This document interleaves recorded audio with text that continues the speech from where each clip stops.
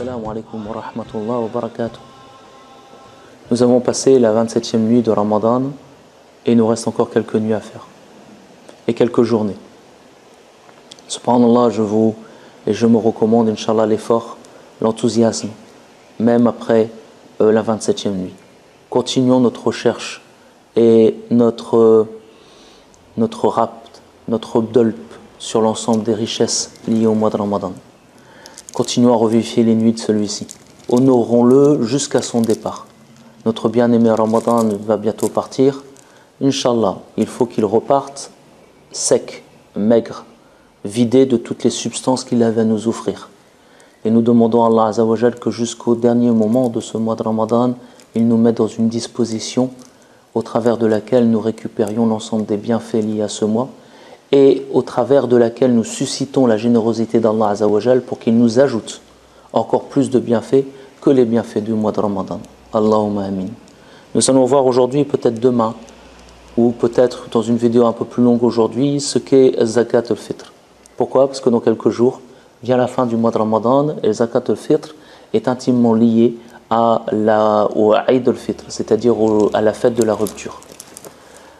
Le statut de Zakat al-Fitr se base entre autres sur un hadith qui est rapporté par l'imam, par le compagnon Ibn Umar radiallahu ta'ala anhuma, dans lequel il dit que le prophète sallallahu alayhi wa sallam a imposé Zakat al-Fitr du jeûne de Ramadan aux gens. Il a imposé soit un sa' de date, soit un sa' d'orge pour le serviteur, l'homme libre, homme, femme parmi les musulmans. Donc on apprend à partir de ce hadith, de ce rapport, de Sidna Abdullah ibn Umar radiallahu ta'ala anhuma, que le prophète Mohammed sallallahu alayhi wa sallam a institué le Zakat al-Fitr à la fin du mois de Ramadan pour venir en même temps que l'Aïd al-Fitr, et que cette Zakat al-Fitr, donc cette aumône purificatrice de la rupture, est liée au mois de Ramadan. Elle est constituée d'un sa', c'est-à-dire de ce que pouvait mettre le prophète sallallahu alayhi wa sallam entre ses mains, de date ou d'orge. Alhamdulillah. Pour l'instant, nous donnons ce hadith et après nous donnerons des explications. La raison de Zakat al-Fitr. Là, nous avons vu le statut. Qu'est-ce qui fait en sorte que nous devons la faire? Maintenant, voyons sa raison, c'est-à-dire pourquoi elle a été instituée. Encore une fois, au travers d'un rapport de Sidna ibn Abbas radiyallahu ta'ala anhum, le prophète sallallahu alayhi wa sallam a imposé le Zakat al-Fitr comme purification du jeûneur des futilités et des mauvaises paroles et comme nourriture pour les pauvres. Pour celui qui s'en acquitte avant la prière, elle est considérée comme une zakat acceptée. Pour celui qui s'en acquitte après la prière, elle sera considérée comme une aumône ordinaire. Nous apprenons deux choses au travers de ce hadith parmi les objectifs. On va mettre de côté le statut de zakat qui devient sadaqa et le statut de sadaqa qui perd son statut de zakat par rapport au moment où on la donnerait. Ça, on le met de côté. Qu'apprenons-nous au travers de ce hadith? Nous apprenons qu'il y a deux objectifs. Et là, subhanallah azim, encore une fois, le mois de Ramadan vient travailler sur notre nafs. Non, tu n'es pas, j'allais dire, le Coluche ou l'abbé Pierre de la communauté musulmane, et non, tu nourris pas de par ta grâce et tes bienfaits les gens. Non. Le but de Zakat al-Fitr, ce n'est pas que tu viennes en aide à des gens et donc te mettre dans une posture un peu présomptueuse vis-à-vis d'eux. Ça vient essentiellement purifier, lisser, polir ton jeûne du mois de Ramadan. De quoi? Des paroles, des futiles paroles, des mauvaises paroles et des futilités. Alhamdulillah. Alhamdulillah, encore une fois, Allah Azza wa Jal nous montre sa générosité. Car si au moment de Zakat al-Fitr, le mois de Ramadan est parti, la générosité d'Allah est présente. Que celui qui aime une créature d'Allah, qu'il sache qu'elle va mourir ou qu'elle va partir. Et le mois de Ramadan est une créature d'Allah. Et que celui qui adore Allah, qu'il sache qu'Allah huwa al-hayyul wa al-baqi, c'est-à-dire qu'il est celui qui est vivant et celui qui reste. Donc subhanallah al-azim, la générosité d'Allah, elle dépasse le mois de Ramadan.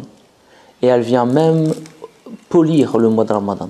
Allah Azza wa Jalla, il nous permet de purifier notre moi, de venir donner une aumône par rapport à ce mois qui nous permettra d'enlever nos paroles futiles, d'enlever nos excès comportementaux.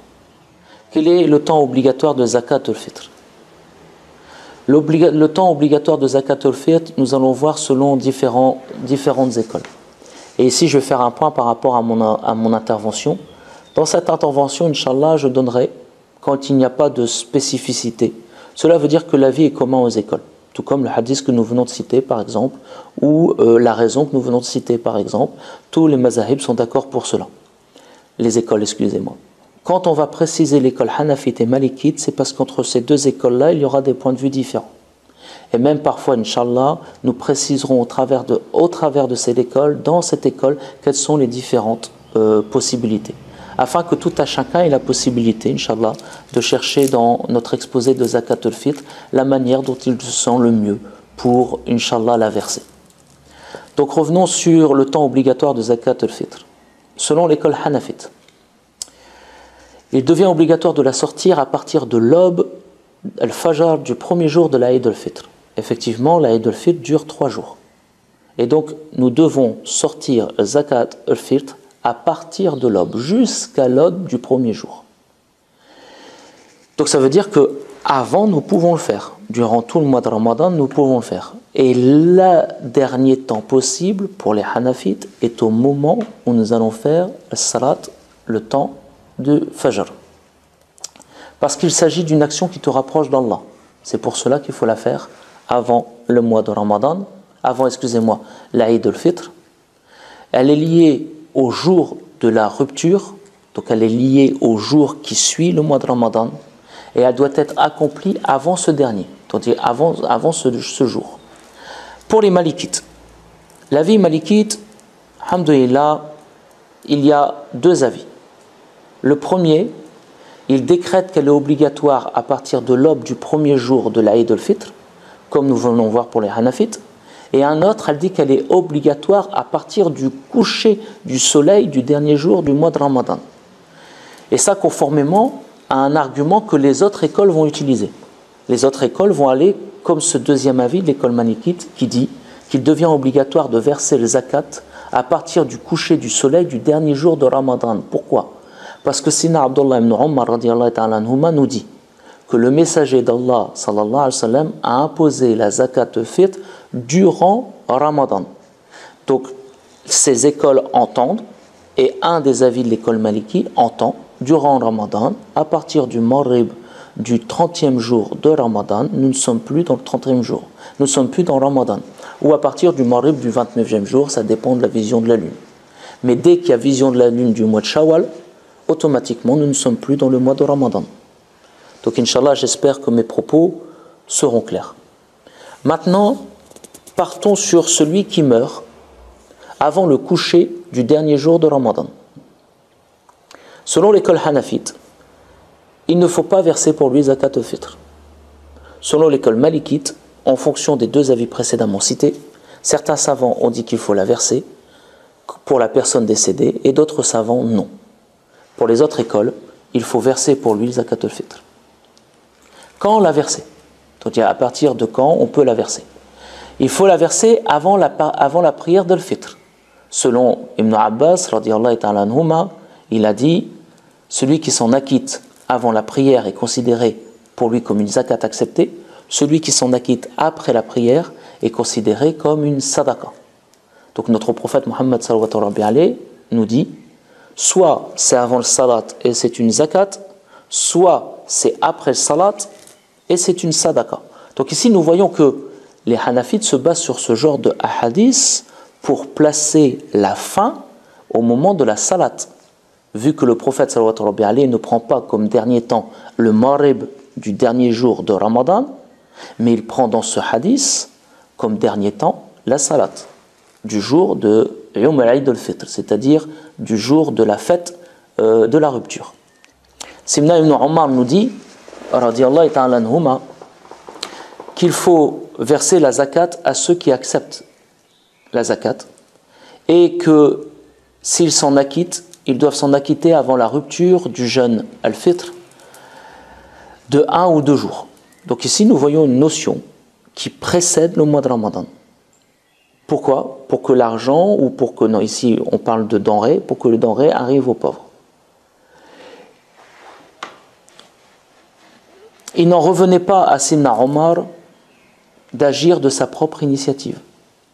Il a certainement agi après avoir pris la permission du législateur, sallallahu alayhi wa sallam, en l'ayant entendu, en l'ayant lu, en ayant appris connaissance grâce à un communiqué. C'est-à-dire que lorsque Sidna Abdullah ibn Omar prend cet avis de verser le zakat al-fitr quelques jours avant, 1 ou 2 jours avant, il ne l'a pas pris par un ijtihad personnel. Il le prend parce qu'il en était informé par une source liée au législateur. Alhamdulillah. Selon l'école hanafite, quand la verser, il est possible de la verser pour le mois de Ramadan 2 années à l'avance.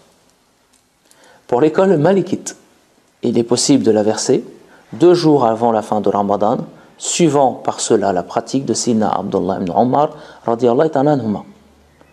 Pour l'école shafi'ite, elle peut être versée qu'à partir du premier jour de Ramadan et pas avant.